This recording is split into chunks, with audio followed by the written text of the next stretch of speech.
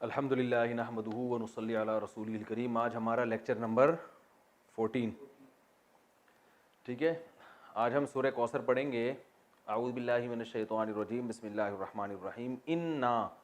انا اصل میں تھا انا نا، انا کا معنی ہوتا ہے بے شک۔ بھائی بعض لوگ شکایت آ رہے ہیں ہمیں ہماری نظر کمزور ہے، ہمیں وائٹ بورڈ پہ نظر نہیں آتا۔ تو بھائی نظر نہیں آتا تو میں جو بول رہا ہوں وہ تو سمجھ میں آ رہا ہے نا، تو اس حساب سے لکھ لیا کریں۔ انا اس کا معنی کیا ہے؟ بے شک، یقیناً۔ نا کسے کہتے ہیں؟ ہم کو۔ یہ ضمیر پڑھ چکے ہیں نا آپ۔ انا نا اصل میں تھا انا نا، بے شک ہم۔ تو انا نا کو عرب لوگ انا بھی کہہ دیتے ہیں، ایک نون کو غائب کر دیتے ہیں۔ تو پڑھا کیا جاتا ہے یہ اننا، انا بھی پڑھا جاتا ہے اور اننا بھی پڑھا جاتا ہے، دونوں۔ تو انا اصل میں کیا تھا؟ انا نا اعطینا اکرمنا، باب اکرام پڑھا نا آپ نے۔ اکرام کا معنی اکرام کرنا۔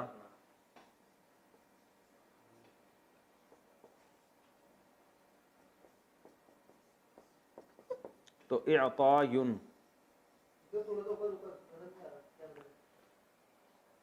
یہ اکرام کا معنی کیا ہے؟ اکرام کرنا۔ اعطاین اصل میں اعطاون تھا، چھوڑیں آپ اتنی بحث میں نہ جائیں۔ اعطاین عطا کرنا۔ تو اکرام کا ماضی آتا ہے اکرما، اکرام کیا اس ایک شخص نے گزرے ہوئے زمانے میں۔ تو اعطاین کا ماضی کیا آئے گا؟ اعطایا، اعطایا، عطا کیا اس نے۔ عطا سے نکلا ہے نا، اردو میں استعمال ہوتا ہے۔ اللہ کی عطا ہے بھائی، کہتے ہیں نا اللہ کی کیا ہے؟ عطا ہے۔ تو اعطایا، عطا کیا اس نے۔ اب آپ گردان پڑھیں، ضرب ضربا ضربو، ضربت ضربتا ضربنا، ضربتا ضربتما ضربتم، ضربتی ضربتما ضربتن، ضربتو ضربنا۔ تو اعطی اکرمنا اعطینا، ٹھیک ہے نا۔ اکرما اکرما اکرمو اکرمت اکرمتا اکرمنا اکرمتا اکرمتما اکرمتم اکرمتی اکرمتما اکرمتمنا اکرمتو اکرمنا۔ اکرمنا اعطینا، عطا کیا ہم نے۔ بہت آسان ہے اگر دماغ استعمال کیا جائے۔ اعطینا جیسے اکرمنا، ٹھیک ہے۔ عطا کیا ہم نے، کا وہی ضمیر ہے، ہوا ہما ہم یا ہما، کا کما کم کی کما کننا۔ تو یہ بتا چکا ہوں میں کا معنی آپ کو۔ تو خطاب رسول اللہ صلی اللہ علیہ وسلم کو ہے۔ انا اعطیناک الکوثر۔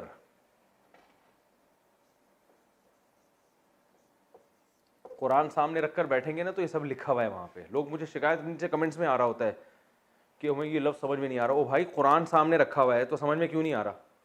عجیب، سمجھ میں آنے والی بات نہیں ہے یہ تو۔ میں پھر بھی ویسے ہی لکھوا رہا ہوں کہ ورنہ تو آپ کے سامنے جب قرآن رکھا ہوا ہے تو اعطینا بھی ہے اور اکرمنا بھی ہم نے پورا لکھوایا تھا آپ کو، اکرما۔ تو وہ تو اب ہر چیز بچوں کی طرح تھوڑی ایک ایک چیز لکھوائی جائے گی، آپ کھوپڑی استعمال کرنی پڑے گی آپ کو۔ اعطیناک الکوثر، کوثر کہتے ہیں، کوثر کے دو مطلب آتے ہیں۔ ایک حوض کوثر جو رسول اللہ صلی اللہ علیہ وسلم کو قیامت کے دن عطا کی جائے گی، اور آپ اس کے پانی سے امتیوں کو پانی پلائیں گے، اور حدیث میں آتا ہے جو وہ پانی پی لے گا قیامت تک اس کو پیاس، قیامت کہہ رہا ہوں، کبھی بھی اس کو پیاس نہیں لگے گی۔ قیامت تو آ چکی ہوگی نا، قیامت تک تھوڑی۔ اور کوثر خیر کثیر کو بھی کہتے ہیں، خیر کوئی بھی بہت بڑی خیر ہو اس کو بھی کوثر کہتے ہیں۔ تو دونوں تفسیریں۔ انا اعطیناک الکوثر فصلی، یہ مزیدار ہے، فصلی۔ فا الگ لفظ ہے، فا کا معنی تو، صلی کیا ہے اصل میں یہ سمجھیں۔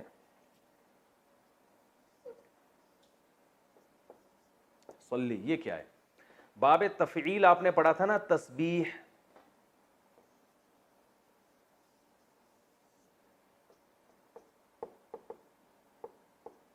تسبیح اس کا ماضی کیا آتا ہے؟ سبح۔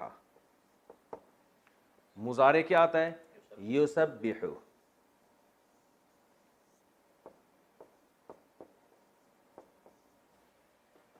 امر کیا آئے گا؟ امر بنانے کا طریقہ کیا تھا؟ یہاں سے یا کو گڑچ کیا اور آخر حرف کو کیا کر دیا؟ بولو بھائی، ساکن. تو کیا بن گیا؟ سبح.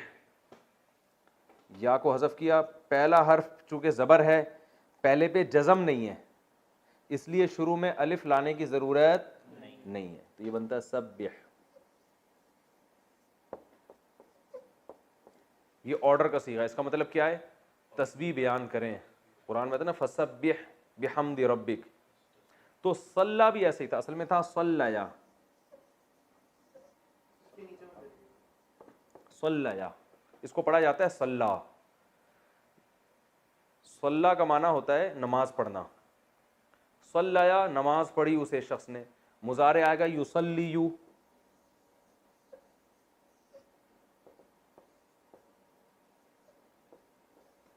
یصلیو جس کو پڑھا جاتا ہے یصلی.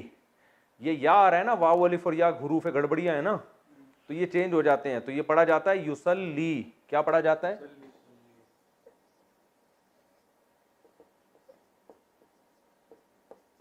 یصلی، یعنی وہ نماز پڑھتے ہیں یا پڑھیں گے. اس کا معنی دعا مانگنا بھی آتا ہے. ان اللہ و ملائکتہ یصلون علی النبی، یضربون کی طرح، یصلون، یسبحون، وہ سب صلات بھیجتے ہیں نبی پر. یصلی. اب امر کیسے بنے گا؟ اس یا کو کیا کر دیں گے؟ حذف کر دیں گے، گڑچ کر دیں گے. حذف کو اردو میں گڑچ کہتے ہیں.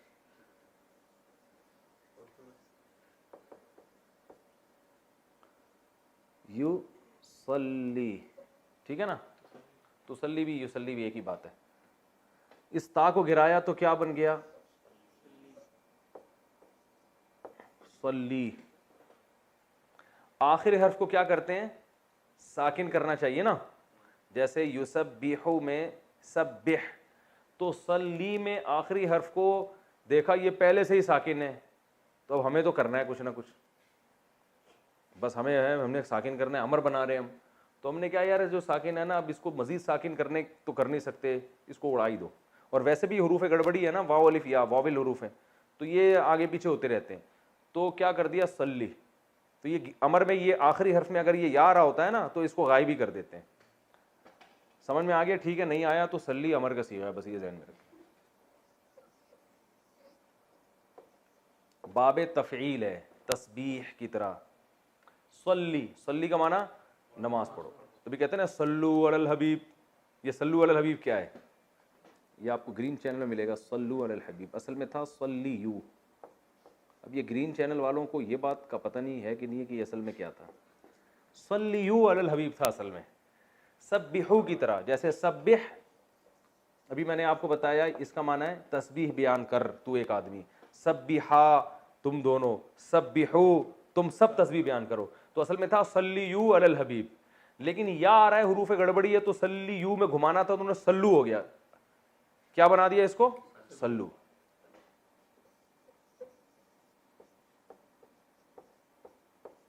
صلو علی الحبیب. صلو کا مطلب صلات بھیجو حبیب صلی اللہ علیہ وسلم پر. تو یہ سمجھ میں آ گیا. فصلی، فصلی لی ربی کا. فصلی کا معنی نماز پڑھیں آپ. لی کا معنی لیے. رب کا معنی رب، ربی کا آپ کا رب. نماز پڑھیے آپ اپنے رب کے لیے. ونحر، واو کا معنی اور، انحر تھا اصل میں. اسمع کی طرح، افتح کی طرح، فتح یفتح، تو نہرا ینحر، ضربہ کی طرح ہے. نہر کا معنی ہوتا ہے اونٹ ذبح کرنا. اونٹ کو جو گلے میں چاقو مار کے گراتے ہیں اس کو کیا کہتے ہیں عربی میں؟ نہر. تو ون اصل میں تھا وانحر پڑھا جاتا ہے ملا کے ونحر، تو الف سائلنٹ ہو جاتا ہے. ونحر، فصلی آپ نماز پڑھیں، لی ربی کا اپنے رب کے لیے، ونحر اور قربانی کریں آپ. لکھا ہوا تو ہے اونٹ کی قربانی، مگر مراد اس سے ہر قسم کی قربانی. فصلی لربک وانحر. یہ کلیئر ہو گیا؟ اچھا بھائی، اب اس کی ہم تفسیر بیان کر دیتے ہیں. اوہ سوری، پوری آیت ہی چھوڑ دی ہم نے. ان شانئک ھو الابتر. جزاک اللہ. ان بے شک. شانیہ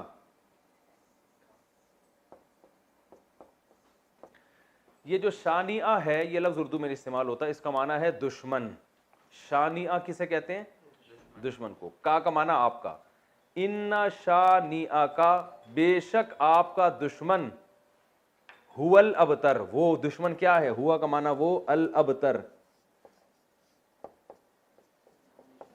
ابتر اصل میں دم کٹے کو بھی کہتے ہیں, جس کی دم کٹ گئی ہو اس کو بھی کہتے ہیں جس کا نام و نشان ختم ہو جائے.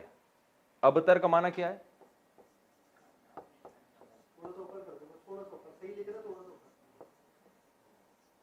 نام و نشان باقی نہ رہے. لکھا ہوا سمجھ میں نہیں آ رہا تو پڑھا ہوا تو سمجھ میں آ رہا ہے نا. ابتر جس کا نام و نشان باقی نہ. اردو میں استعمال ہوتا ہے یار میری تو حالت ابتر کر دی ہے اس نے, کہتے ہیں نا اتنی ابتر حالت ہے. مشکل اردو میں استعمال ہوتا ہے لیکن ہوتا بہرحال ہے. ابتر بہت بری حالت ہو گئی ہے, یعنی اچھے معنی میں استعمال نہیں ہوتا. ابتر میں لکھ دیتا ہوں,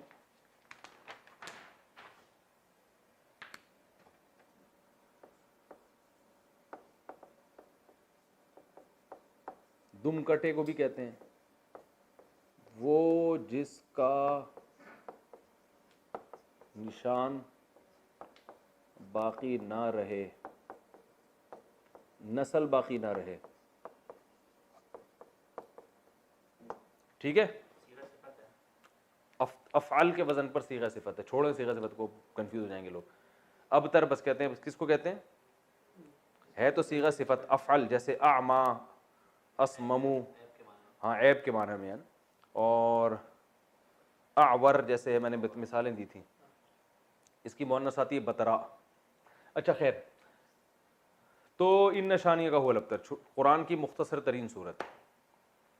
تو ہم آگے قل یا ایھا الکافرون بھی حل کر لیتے ہیں, پھر دونوں صورتوں کی تفسیر ایک ساتھ ریکارڈ کروا دیتا ہوں. ٹھیک ہے, اگلی صورت ہے قل یا ایھا الکافرون. قل کیا ہے اصل میں؟ قل بہت استعمال ہوا ہے قرآن میں. اصل میں تھا قوالا, قوالا یقبلو, قوالا یقبلو, جیسے نصرہ ینصرو, نصرہ ماضی, ینصرو مضارع. واو حروف گڑبڑی ہے. قوالا کو قالا پڑھتے ہیں, یقبلو کو یقولو پڑھتے ہیں. یقولو کو کیا پڑھتے ہیں؟ یقولو.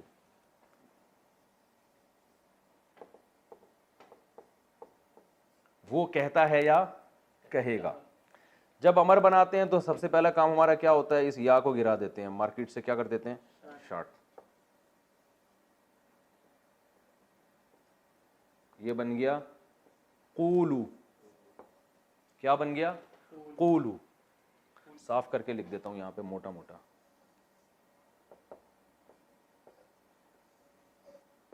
قولو بن گیا. امر بناتے ہوئے کیا کرتے ہیں؟ آخر کو ساکن کرتے ہیں, بن گیا قول.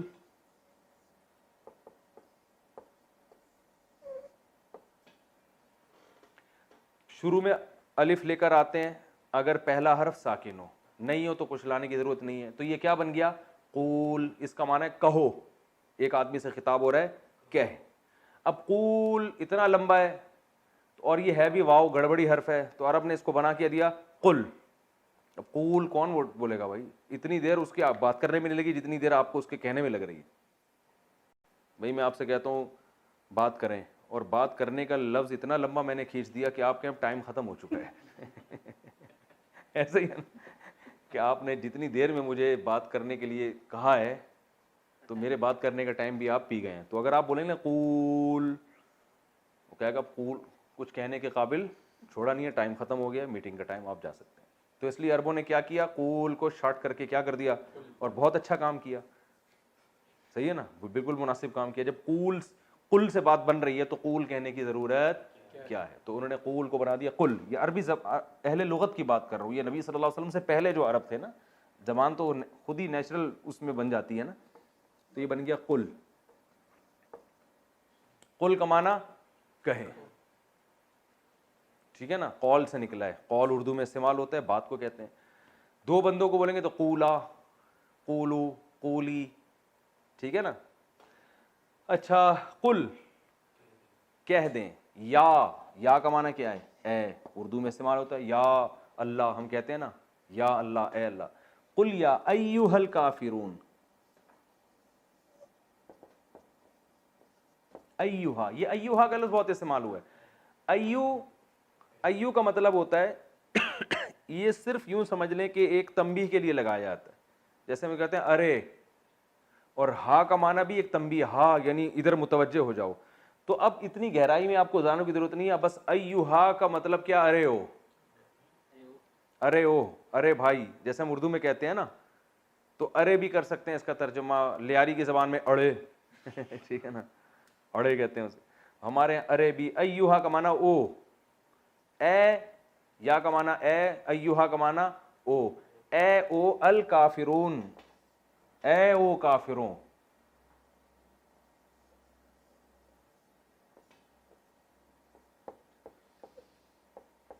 کافرون کون سا صیغہ ہے, کافر کی جمع ہے.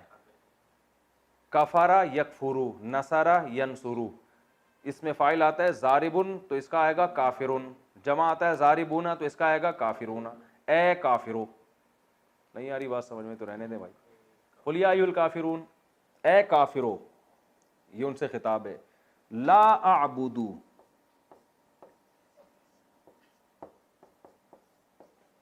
اعبد انصرو کی طرح, انصرو میں مدد کرتا ہوں, اعبد میں عبادت کرتا ہوں, لا اعبد میں عبادت نہیں کرتا. لا اعبد ما, یہ جو ما ہے نا اس کے بہت سارے معنی آتے ہیں. ایک معنی اس کا الذی والا بھی آتا ہے, الذی کا معنی وہ جو کہ, تو ماں کا معنی بھی وہ جو کہ, ٹھیک ہے, یہ نوٹ کر لیں. ماں کا معنی بہت دفعہ کیا آتا ہے, الذی, جو الذی کا معنی ہے وہی ماں کا معنی. لا اعبد ما, میں نہیں عبادت کرتا اس کی جو کہ, میں عبادت نہیں کرتا ماں اس کی جو کہ, یعنی اس کی جو کہ, یا ہو انگلش میں نا, ہو یا ہوم, یہ بالکل وہی معنی ادا کر رہا ہے, ٹھیک ہے نا. میں عبادت نہیں کرتا ماں اس کی, تعبدون,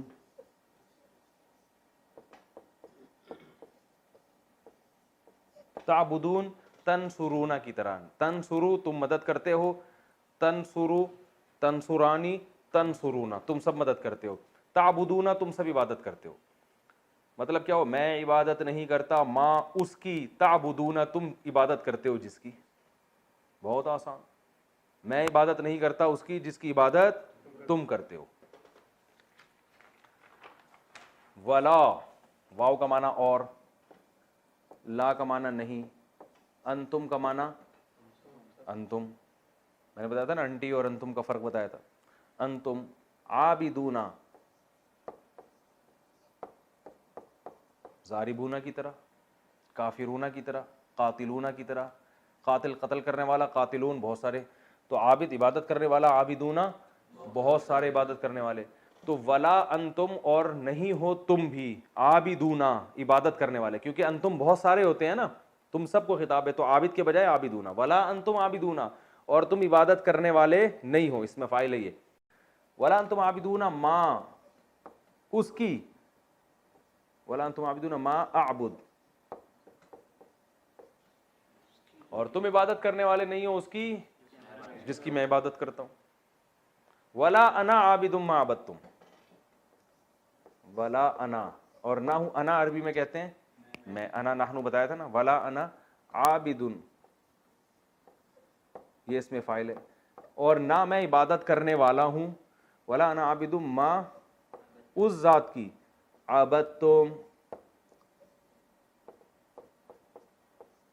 عبد تم تھا, اصل میں پڑھتے عبد تم ہے. ضرب تم کی طرح, نصر تم, بھائی دیکھو نا, ضربا ضربا ضربو, ضربت ضربتا ضربنا, ضربتا ضربتما ضربتم, تم سب مارتے ہو. عبد تم سب عبادت کرتے ہو. ولا انا عابدن اور نہ ہی میں عبادت کرنے والا ہوں ما اس معبود کی عبدتم جس کی تم عبادت کرتے ہو. پھر دوبارہ تکرار کیا اسی مضمون کا ولا انتم عابدون ما اعبد, یہی آیت دوبارہ آئی ہے. اور نہ تم عبادت کرنے والے ہو ما اس ذات کی عابد جس کی عبادت میں کرتا ہوں. لکم لام کا معنی لیے, کم کا معنی تمہارے. لکم دینکم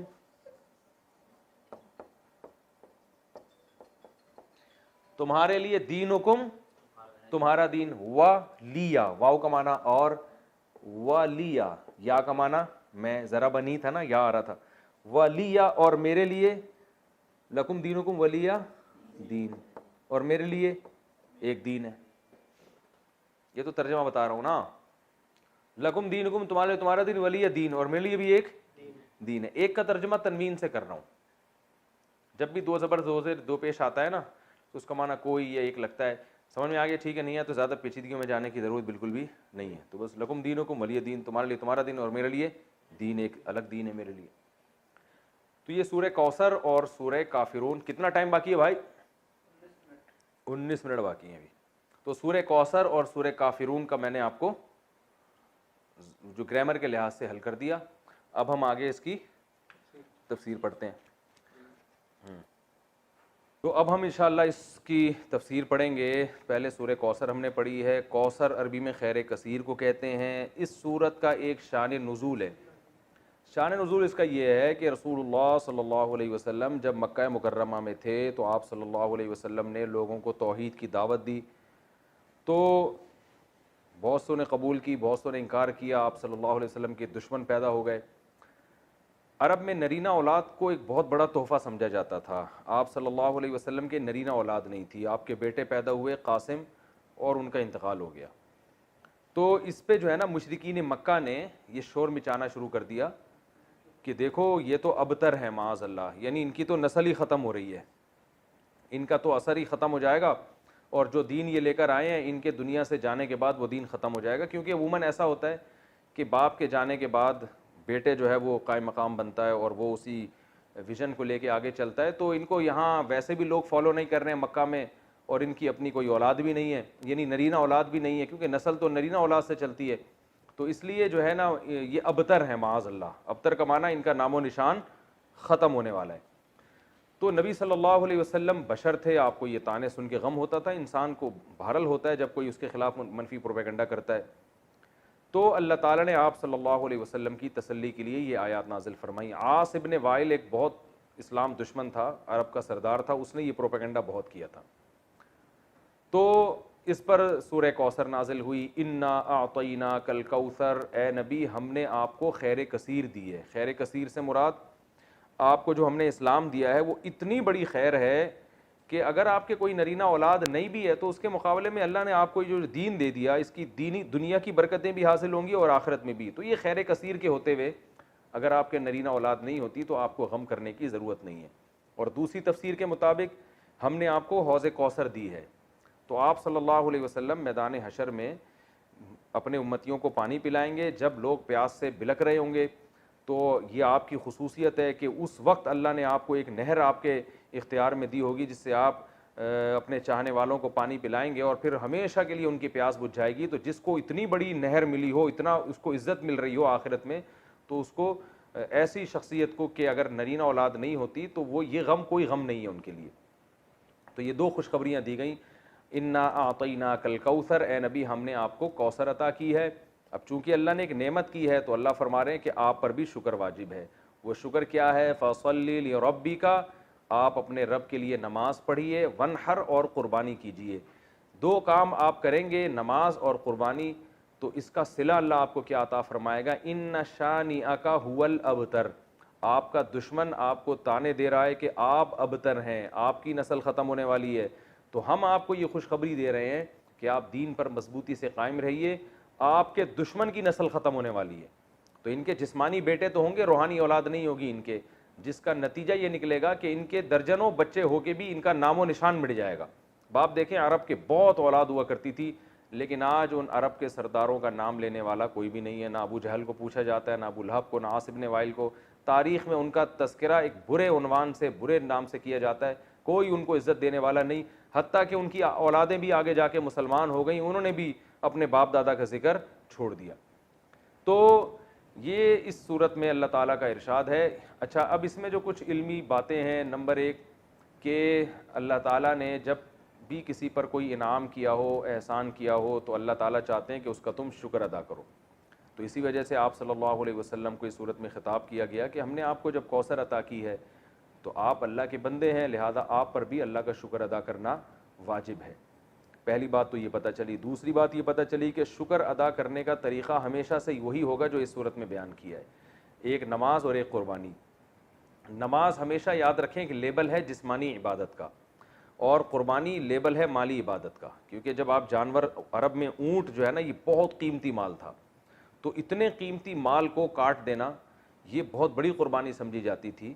تو مطلب کیا ہے کہ آپ نے اللہ کو راضی کرنے کے لیے اپنے جسم کو بھی کھپانا ہے جیسے کہ نماز میں کھپایا جاتا ہے, اور اپنے مال کو بھی قربان کرنا ہے جیسے کہ قربانی میں کیا جاتا ہے. تو مراد صرف نماز اور قربانی نہیں ہے, بلکہ یہ ایک لیبل ہے. اور قرآن کا یہ طریقہ رہا ہے کہ وہ جزیات کے ضمن میں اصول اور قاعدے بیان کرتا ہے, مثالوں سے پورا ایک جو ہے نا لا بیان کرتا ہے, قانون بیان کرتا ہے. تو یہاں بھی ایک قانون بیان کیا جا رہا ہے کہ شکر کا دو طریقے ہیں, ایک جسمانی عبادت بھی اور مالی عبادت بھی. مال بھی خرچ کرنا ہے اور جو ہے جسمانی عبادت بھی کرنی ہے. اب تمام جسمانی عبادتیں اس میں آ گئیں, کیونکہ نماز سب سے اہم ہے اس لیے اللہ نے اس کو ذکر کیا. اس میں روزہ بھی آ گیا, اس میں حج بھی آ گیا, اور اس میں جو کچھ بھی ہم اللہ کے لیے اپنے جسم کو کھپاتے ہیں سب کچھ آ گیا. اور مال میں تمام مالی عبادتیں آ گئیں, زکوٰۃ بھی آ گیا, فطرانہ بھی آ گیا, اور اللہ کی مخلوق کو اللہ کو خوش کرنے کے لیے اللہ کی مخلوق کو کھانا کھلانا, یعنی ہر وہ عبادت جس میں قربانی کا عنصر ہو. تو قربانی یعنی مالی قربانی کا عنصر ہو. تو مالی قربانی جو ہے وہ غریبوں کو کھانا کھلا کے بھی حاصل ہوتی ہے, رشتہ داروں پہ خرچ کرنا اور ضرورت مند کو قرضہ دینا, یہ تمام کی تمام چیزیں اس میں داخل ہیں. تو یہ بھی اس سورت سے ہمیں پتہ چلتا ہے. اور یہ تو دوسری بات ہوئی. اور تیسرا جو سبق ہمیں اس سورت سے ملتا ہے وہ یہ ملتا ہے کہ جب آپ اللہ کا شکر ادا کرتے ہیں اور آپ اللہ کے حکام کو فالو کرتے ہیں تو روحانی نسل بہرحال آپ کی ہی بڑھتی ہے. اور اگر آپ اللہ کا شکر ادا نہیں کرتے تو آپ کی اولاد بھی آپ کو بھول جاتی ہے. جیسے کہ اولادیں تو ملی مشرکین مکہ کو, مگر کوئی ان کو یاد نہیں رکھتا. تو آج بھی ہم دیکھتے ہیں کہ دینداروں میں یہ چیز نظر آتی ہے, ان کی اولادیں والدین کے مرنے کے بعد موت تک ان کے لیے دعائیں کرتی ہیں, موت تک صدقہ خیرات کرتی رہتی ہیں. پھر آگے نسلیں پیدا ہوتی ہیں, وہ بھی اپنے باپ دادا کے لیے مغفرت کی دعائیں مانگتے رہتے ہیں. لیکن جو زیادہ نام نہاد لبرل لوگ ہیں وہ اپنی اولادوں پہ بڑا خرچ کرتے ہیں, مگر ہم دیکھتے ہیں کہ جب ان کے والدین کا انتقال ہوتا ہے تو اولادیں چند دنوں میں ان کو بھول جاتی ہیں. جتنا دین سکھایا ہوگا آپ کی اولاد آپ کو اتنا ہی یاد رکھے گی, اور آپ کی نسلیں آپ کو اتنا ہی یاد رکھیں گی. اور جتنا آپ نے اپنی اولاد کو دین سے دور کیا ہوگا تو آپ کی اولاد وراثت تو دبا کے لے گی, آپ سے سارے فائدے اٹھائے گی, مگر آپ کو یاد نہیں رکھے گی. تو یہ صورت میں ہمیں سبق ملتا ہے. اللہ تعالیٰ عمل کی توفیق دے. اس کے بعد سورہ کافرون ہے. سورہ کافرون میں کبھی ایک شان نزول ہے. رسول اللہ صلی اللہ علیہ وسلم مکہ مکرمہ میں, یہ ساری صورتیں جو ہے نا 30ویں پارے میں, زیادہ تر صورتیں اس میں مکہ میں نازل ہوئی ہیں ابتدائی اسلام میں. تو مشرکین مکہ رسول اللہ صلی اللہ علیہ وسلم کے پاس آئے اور کہنے لگے کہ آپ تو اپنی دعوت سے باز آتے نہیں ہیں, آپ بار بار ہمیں کہتے ہیں کہ بتوں کی عبادت چھوڑ دو, بتوں کی چھوڑ دو, اور ہم آپ کو کہتے ہیں کہ آپ ہمارے دین پہ آ جائیں.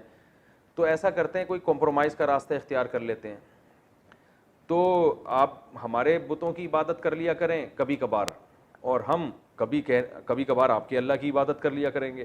تو اس طرح جوڑ کے چلیں گے, ہمارے والے معبود بھی خوش ہو جائیں گے اور آپ کا اللہ بھی خوش ہو جائے گا.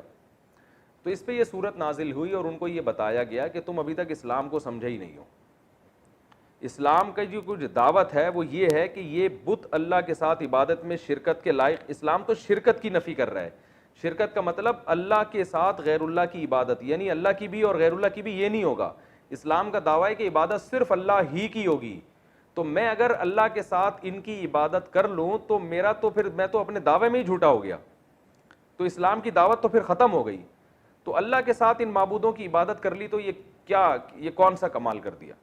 تو یہ توحید جو ہے نا, عقیدہ توحید, یہ اس صورت کا جسے کہتے ہیں نا سینٹرل آئیڈیا, یا صورت کا جو اصل پیغام ہے وہ یہ ہے کہ اے نبی آپ ان کو دو ٹوک الفاظ میں واضح لفظوں میں بتا دیں کہ تم جن معبودوں کی عبادت کر رہے ہو مجھ سے اس کی امید مت رکھو کہ میں عبادت کروں گا، اور تمہاری ہٹ دھرمی دیکھ کے پتہ چل رہا ہے کہ تم نے بھی میرے معبود کی عبادت نہیں کرنی ہے، اور ویسے بھی اگر تم ان معبودوں کی عبادت کر کے میرے معبود کی عبادت کرو گے بھی، اللہ کی عبادت، تو اللہ اس عبادت کو قبول نہیں کرے گا، لہذا وہ عبادت کرنا نہ کرنا برابر ہے، تو اللہ کی نظر میں تم عبادت نہ کرنے والے ہی کہلاؤ گے۔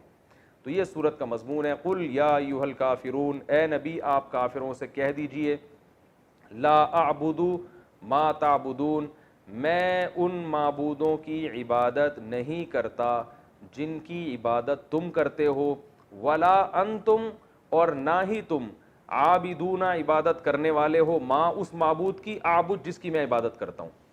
اب سوال پیدا ہوتا ہے وہ تو تیار تھے عبادت کرنے کے لیے، تو نبی ان سے یہ کیوں کہہ رہے ہیں کہ تم بھی اس کی عبادت کرنے والے نہیں ہو جس کی میں عبادت کر رہا ہوں؟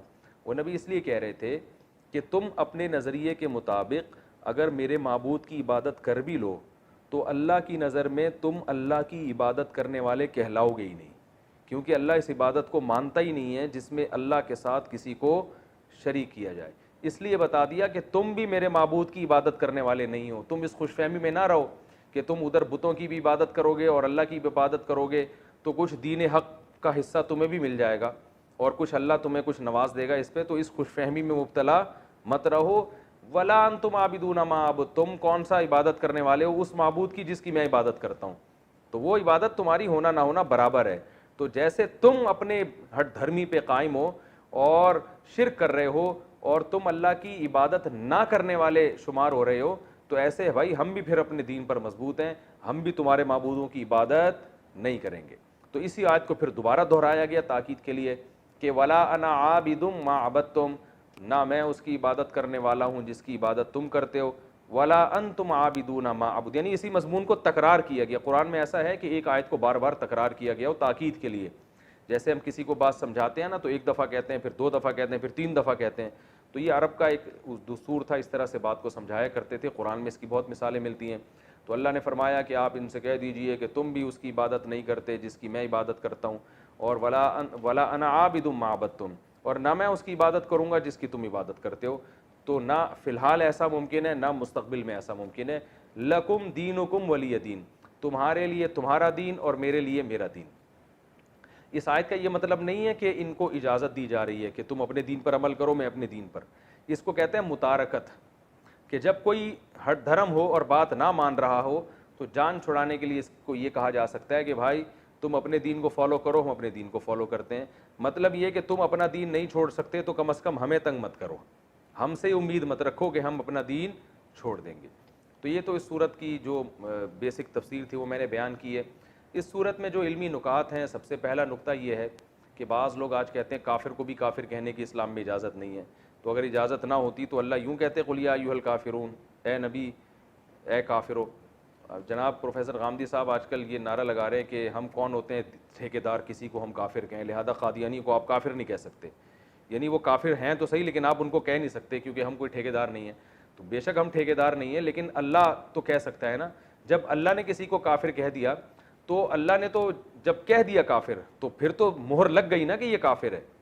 تو اللہ اس کے رسول صلی اللہ علیہ وسلم نے ہمیں بتایا ہے کہ کن چیزوں سے ایمان ختم ہو جاتا ہے، انسان اسلام سے خارج ہو جاتا ہے، اور کن چیزوں سے انسان اسلام میں باقی رہتا ہے۔ تو جب اللہ اس کے رسول نے بتا دیا تو معیار ہمارے پاس آ گیا، اس معیار میں ہم ڈھال کے لوگوں کو چیک کر سکتے ہیں۔ اگر کوئی اس معیار پہ پورا نہیں اترتا تو اللہ اس کے رسول کے کہنے ہی سے وہ کافر ہے، تو جب کافر ہے تو اس کو کافر کہنا بھی جائز ہے۔ یہ عجیب منطق ہے کہ جس کو اللہ اس کے رسول نے کافر قرار دیا ہو وہ کافر مانے تو ہم، لیکن پابندی ہے، کہہ نہیں سکتے ہم۔ یہ ایسے ہی ہے جیسے ایک آدمی کو کہہ دیا کہ یہ بیمار ہے، ڈاکٹروں نے آپ کو بتا بھی دیا کہ ثبوت بھی دے دیے کہ بھئی اس کا وائرس پازیٹیو آیا ہے اور سب کچھ بتا دیا، آپ نے کہا ڈاکٹر کہہ رہے ہیں کہ یہ بیمار ہے لیکن ہمیں گورنمنٹ نے ہمیں اس کو بیمار کہنے پر پابندی لگائی ہے، تو بھائی اور ہم ٹھیکیدار نہیں ہیں کہ ہم کسی کو بیمار کہیں، بھائی ہم نہیں ہیں لیکن ڈاکٹر کا تو یہ رائٹ ہے نا کہ وہ چیک کر کے بتائے۔ تو کافر قرار دینا یہ اللہ اس کے رسول کو اتھارٹی ہے، تو جس کو اللہ اس کے رسول نے کافر قرار دے دیا ہو اس کو کافر کہنے پر کوئی گناہ نہیں ہے۔ ہاں مصلحتاً کوئی کافر نہ کہے، اس لیے کہ دین کے جب آپ کسی کو قریب کرنا چاہتے ہیں تو آپ ایسے الفاظ استعمال کرتے ہیں جس سے وہ قریب ہو، جیسے قرآن نے اہل کتاب کو اہل کتاب کہا کیونکہ اہل کتاب کے لفظ میں ایک قسم کی عزت ہے، تو جب آپ اس کو عزت دیں گے تو وہ دین کے قریب آئے گا. تو اس نیت سے اگر کوئی وقتی طور پر کسی کافر کو کافر نہیں کہتا تو اس میں کوئی حرج نہیں ہے دین کے قریب لانے کے لیے. لیکن علی الاطلاق پابندی لگا دینا کہ قادیانیوں کو کافر نہیں کہا جائے گا اور فلاں کو کافر نہیں کہا جائے گا, تو وہ جو کافر ہے وہ تو کافر ہی کہا جائے گا اس کو.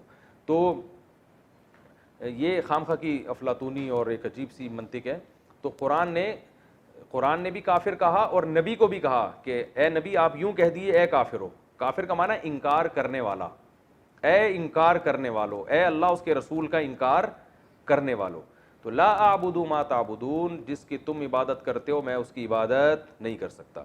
تو پہلا علمی نقطہ کیا پتہ چلا کہ کسی کافر کو کافر کہہ سکتے ہیں بشرطے کہ مصلحت کے خلاف نہ ہو. دوسرا علمی نقطہ ہمیں یہ پتہ چلا کہ جب آپ کسی کو بھی دین کی دعوت کی طرف لے کر آئیں تو ایک حد تک محنت کریں, اور جب آپ نا امید ہو جائیں اسباب کی دنیا میں تو پھر آپ برات کا اعلان کر دیں. یعنی یہ ہر کافر کے بارے میں نہیں ہے, یہ صورت تو ان کافروں کے بارے میں نازل ہوئی نا جو ہر دھرم تھے, ضدی تھے, ایمان لانے کے لیے کسی قیمت پہ تیار ہی نہیں تھے. تو ایک اسٹیپ ایسا آتا ہے کہ اس میں آپ کو یہ کہنے کی اجازت ہے کہ بھائی ہم تم سے بری ہیں, لکم دینکم ولی دین, تمہارے لیے تمہارا دین اور ہمارے لیے ہمارا دین.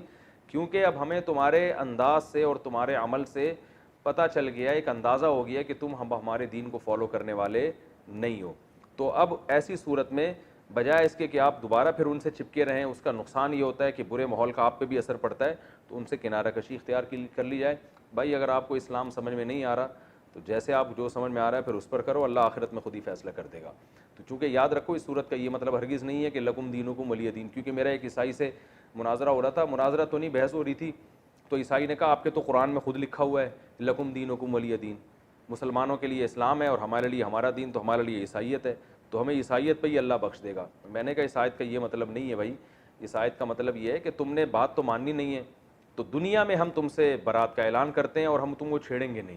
تم اگر اسی دین کو فالو کرتے ہو تو کرتے رہو, اللہ خود ہی قیامت میں حشر جو ہے نا وہ تمہارا کر دے گا اور اللہ خود ہی انتقام لے لے گا. کیونکہ القرآن یفسر بعضہ بعضا, قرآن کی ایک آیت دوسری آیت کی تفسیر کرتی ہے. دوسرے مقام پہ اللہ نے فرمایا ان الدین عند اللہ الاسلام, دین اللہ کی نظر میں صرف اسلام ہے. اور ایک اور جگہ فرمایا وَمَن يَبْتَغِي غَيْرَ الْإِسْلَامِ دِينًا فَلَن يُقْبَلَ مِنْهُ, جو اسلام کے علاوہ کسی اور مذہب کو فالو کرے گا ہرگز قیامت کے دن قبول نہیں کیا جائے گا. وَهُوَ فِي الْآخِرَةِ مِنَ الْخَاسِرِينَ, اور وہ آخرت میں خسارے والوں میں سے ہوگا. تو اللہ جب ایک جگہ واضح لفظوں میں فرما رہے ہیں کہ اسلام کے علاوہ کوئی دین قابل قبول نہیں ہے, تو اللہ کیسے پرمیشن دے سکتے ہیں لکم دینکم کہ تم جس دین کو فالو کرتے رہو؟ تو کوئی فالو کرنے کی اجازت نہیں ہے, صرف بتانا یہ مقصد ہے کہ تم اگر ہماری بات نہیں مانتے تو دنیا میں تم اسی دین کو فالو کرو, ہم زبردستی اپنا دین تم پر مسلط نہیں کریں گے, ہم زبردستی تم سے بحث مباحثہ کر کے تمہیں زبردستی لانے کی کوشش نہیں کریں گے, یہ مطلب ہے. اور اسی مفہوم کی آیت سورہ آل عمران میں لا اکراہ فی الدین, دین میں زبردستی نہیں ہے. قد تبین الرشد من الغی, زبردستی نہ ہونے کی اللہ نے وجہ بھی بیان کر دی کہ صحیح راستہ, رشد والا راستہ, وہ غی یعنی گمراہی والے راستے سے بالکل واضح ہے. یعنی اللہ نے صحیح جو راستہ ہے نا وہ دودھ کا دودھ پانی کا پانی, اس طرح سے اللہ نے سب کے سامنے واضح کر دیا ہے. تو جب اللہ نے اسلام کو اتنا واضح کر دیا, ہدایت کے راستے کو اتنا واضح کر دیا, تو زبردستی لانے کی اب ضرورت نہیں ہے. کیونکہ جو زبردستی آئے گا وہ چلے گا تھوڑی زبردستی, وہ حجت تمام ہو چکی ہے, سب کو پتہ چل گیا ہے کہ صحیح کیا ہے اور غلط کیا ہے. تو یہ تمام آیتوں کو آپ ملاتے ہیں تو صاف پتہ چلتا ہے کہ لکم دینکم ولی دین کا یہ مطلب ہرگز نہیں ہے کہ تم اپنے دین کو فالو کرو, تمہیں اجازت ہے, نہ نہ نہ نہ, دنیا میں اجازت ہے, آخرت میں سزا ملے گی. اور تیسرا نقطہ اس آیت سے ہمیں یہ بھی پتہ چلتا ہے کہ کسی کو زبردستی مسلمان نہیں بنایا جا سکتا. دو میں نے علمی نقطے بیان کر دیے نا, پہلا کہ کافر کو کافر کہنا جائز ہے, دوسرا کیا ہے کہ جب آپ کو نا امید ہو جائیں کسی کی دعوت پہ تو اس پہ ٹائم ضائع کرنے کے بجائے کسی اور کام میں انسان کو کسی اور کو دعوت دینی چاہیے. بعض لوگ ایک ہی آدمی کے پیچھے پڑے رہتے ہیں, ایک ہی فرقے کے پیچھے پڑے رہتے ہیں ساری زندگی, بھائی نہیں صحیح آ رہا تو اپنی صلاحیتوں کو کسی اور جگہ خرچ کرو. بہت سے لوگ ایسے ہیں جن میں ہدایت کا جذبہ ہے, تو ان پہ اپنی صلاحیتوں کو خرچ کرو, وہ ہدایت لے آئیں گے. تو ہر دھرم لوگوں کو چھوڑ دینا چاہیے. تو یہ دوسرا نقطہ ہوا. تیسرا علمی نقطہ کیا ہوا کہ ایک انتہا کے بعد تیسرا علمی نقطہ یہ ہوا کہ لکم دینکم ولی دین میں اللہ تعالیٰ نے یہ ہمیں بتا دیا کہ آپ اپنا دین زبردستی کسی پہ مسلط نہیں کر سکتے. تو اسلام میں ایسا ہی ہے کہ کوئی اگر اسلام میں داخل نہ ہونا چاہے تو کہیں تلوار کا استعمال کی اجازت نہیں دی گئی ہے کہ لازمی اس کو واپس دین کی جو ہے نا اسلام میں داخل کیا جائے. البتہ کوئی مسلمان ہو پہلے سے اور وہ اسلام کو چھوڑ دے تو پھر حکومت کے لیے جائز نہیں ہے کہ اس کو اس غیر اسلام پہ باقی رہنے دے, کیونکہ اس کو پھر محاربہ سمجھا گیا ہے, اعلان جنگ سمجھا گیا ہے, کیونکہ اس نے اسلام کے محاسن اپنی آنکھوں سے دیکھے ہیں, اس کا عذر پھر چھوٹا نہیں ہے. کیونکہ اس طرح اگر لوگ جائیں گے تو پھر یہ اس سے جو ہے نا اسلام کو شدید نقصان پہنچتا ہے. تو اسلام میں داخل ہونے کے لیے راستہ کھلا ہوا ہے, داخل ہونے کے بعد واپسی کا آپشن اسلام نے نہیں رکھا. تو آپ سوچ سمجھ کے آئیں, نہ آئیں کوئی مسئلہ نہیں, آخرت میں اللہ آپ سے خود ہی انتقام لے گا, لیکن آ گئے ریورس نہیں ہو سکتے, اس کی اسلام نے آپ کو اجازت نہیں دی ہے.